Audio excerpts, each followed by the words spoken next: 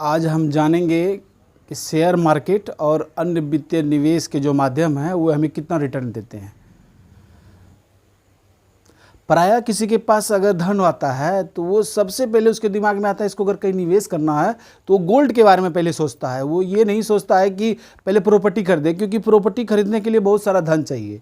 उसके लिए बहुत दिन का यानी कि बचत का पैसा होना चाहिए, तभी कोई उसको खरीद सकता है, क्योंकि सबके पास उतना पर्याप्त धन नहीं होता कि वो जो है ना प्रॉपर्टी खरीद सके। यानी सबसे पहला विकल्प मनुष्य के मन में यही आता है कि वो पहले जो है सबसे पहले गोल्ड को खरीदे, उसके बाद ही कोई चीज़ सोचता है कि उसके बाद ही कुछ करना है हमको, क्योंकि वो लिक्विडिटी उसको समझता है कि उसको जब चाहे हम भाई गिरवी रख सकते हैं, कुछ भी कर सकते हैं।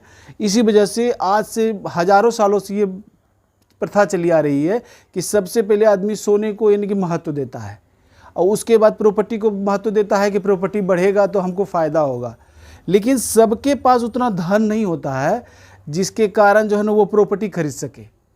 और कोई व्यक्ति अलग अलग एसेट क्लास में अगर वो निवेश करता है तभी वो जो है यानी कि अपना पोर्टफोलियो डाइवर्सिफिकेशन जब तक नहीं करता है तो वो ग्रोथ नहीं कर पाता है। आज हम जानेंगे कि स्टॉक मार्केट सबसे अधिक यानी वेल्थ क्रिएट करके देता है, आज तक का रिकॉर्ड है, धन क्रिएट करके दिया है, बना के दिया है। अगर हम जो है अगर डिवेंचर यानी किसी कंपनी में ऐसे ही निवेश करते हैं या फिक्स डिपॉजिट भी अगर करते हैं तो एक फिक्स रिटर्न हमको मिलता है, हम उसके मुनाफे का हिस्सा नहीं होते हैं। अगर कोई बैंक को हम पैसा देते हैं तो हम उसके मुनाफे का हिस्सेदार नहीं होते। जितना आप धन दिए हैं वो मूलधन आपको वापस होता है, उसके बाद जो है आपको इंटरेस्ट मिलता है, फिक्स रिटर्न मिलता है, उसके बाद आपको कुछ नहीं मिलता है।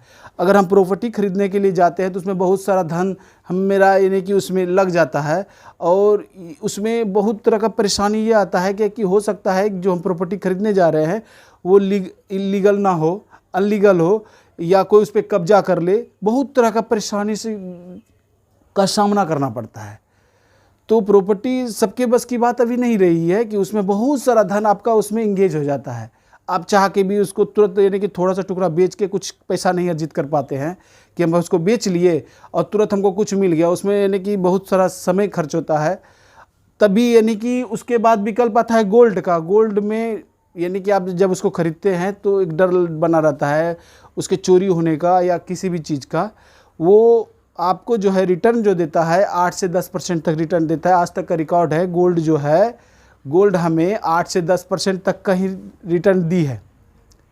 18 या 20 सालों में लगभग गोल्ड 10-11% का ही रिटर्न दी है। और प्रॉपर्टी जो है ना 9 से 11% का ही रिटर्न देती है। एडवेंचर में 8.5% मान लीजिए या 8% या 7%, हर समय काल में अलग अलग उसका रेट ऑफ इंटरेस्ट इसमें मिलता है।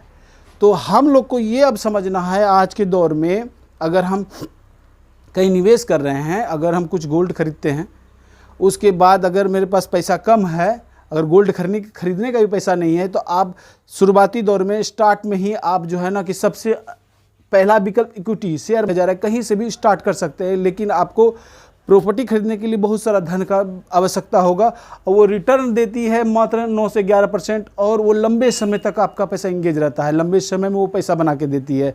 आप चाहिएगा कि अभी हमको ज़रूरत है कि 10,000, 20,000, 50,000 का, तो आपको ऐसे प्राप्त नहीं होगा, आपको कुछ बेचना पड़ेगा, उसमें समय खर्च होता है। और अगर प्रॉपर्टी आपका सही जगह पर नहीं है तो उसका सही मूल्य नहीं मिल पाता है। इसीलिए हमको जो है ना ये सोचना होगा कि हमको गोल्ड में कुछ % निवेश करना है, कुछ प्रॉपर्टी में, और सबसे अधिक इसमें निवेश करना है, इक्विटी में निवेश करना है। क्यों करना है? क्योंकि आज तक का रिकॉर्ड है कि ये 15 से 20% जो है ये हमको कंपाउंडिंग इंटरेस्ट देती है। कंपाउंडिंग के बारे में आने वाले वीडियोस में आप जानेंगे कि कंपाउंडिंग क्या होता है। कंपाउंडिंग में वो ताकत है कि किसी भी थोड़े थोड़े से निवेश को जो है ना कि लाखों, करोड़ों, अरबों में तब्दील कर सकती है। आप इसका उदाहरण विप्रो में देख चुके होंगे, इन्फोसिस में देख चुके होंगे, आइसर मोटर में देख चुके होंगे। तो आप ये समझिए इक्विटी जो है ना एकदम सेफ है, सुरक्षित है, लंबे समय में इसमें कोई नुकसान नहीं है। इसीलिए आप जो है अगर यानी कि आप इसमें यानी कि फिक्स डिपॉजिट में या किसी ऐसी संस्था में निवेश करते हैं जो फिक्स रिटर्न देती है, आपको कोई टेंशन नहीं लेना है, तो ये आपके लिए पर्याप्त है। उसके बाद प्रॉपर्टी आता है तो आपको ज़्यादा धन की आवश्यकता होती है। अगर आपके पास पैसा आता है तो सारा पैसा यानी कि प्रॉपर्टी में ना लगाएं, क्योंकि आप गरीब के गरीब ही फिर रह जाइएगा। और गोल्ड में निवेश करते हैं तो सारा पैसा गोल्ड में भी निवेश नहीं करना है, क्योंकि उसका कंपाउंडिंग इंटरेस्ट 10 से 11% ही होता है, कभी 8% होता है, इससे ज़्यादा ये नहीं बढ़ती है, आज तक का रिकॉर्ड है। अगर आप स्टॉक्स में अगर पैसा निवेश करते हैं और अच्छी कंपनी में निवेश करते हैं तो आपका पैसा ज़्यादा ग्रो कर सकता है। ये 15-20% ये नॉर्मल है, इंडेक्स फंड इतना रिटर्न बना के दी है, और कोई 45%, 50%, 60% तक का रिटर्न बना के देती है। तो ये आपका समय और कंपाउंड के माध्यम से ही आपका पैसा बहुत ज़्यादा ग्रो कर सकता है। इसीलिए आप जो है ना कि अगर जितनी आपकी उम्र है, अगर आपकी उम्र जितनी भी है उसमें 100 माइनस अपनी उम्र को कर दीजिए, उतना % आपको इक्विटी मार्केट में निवेश करना चाहिए। उसके बाद ही जो पैसा बचता है आपको कहीं और निवेश करना चाहिए। यानी कि हमेशा ये समझना होगा, अगर ये आप इस प्रक्रिया को फॉलो करते हैं तो आप जल्द ही यानी कि धनवान बन सकते हैं।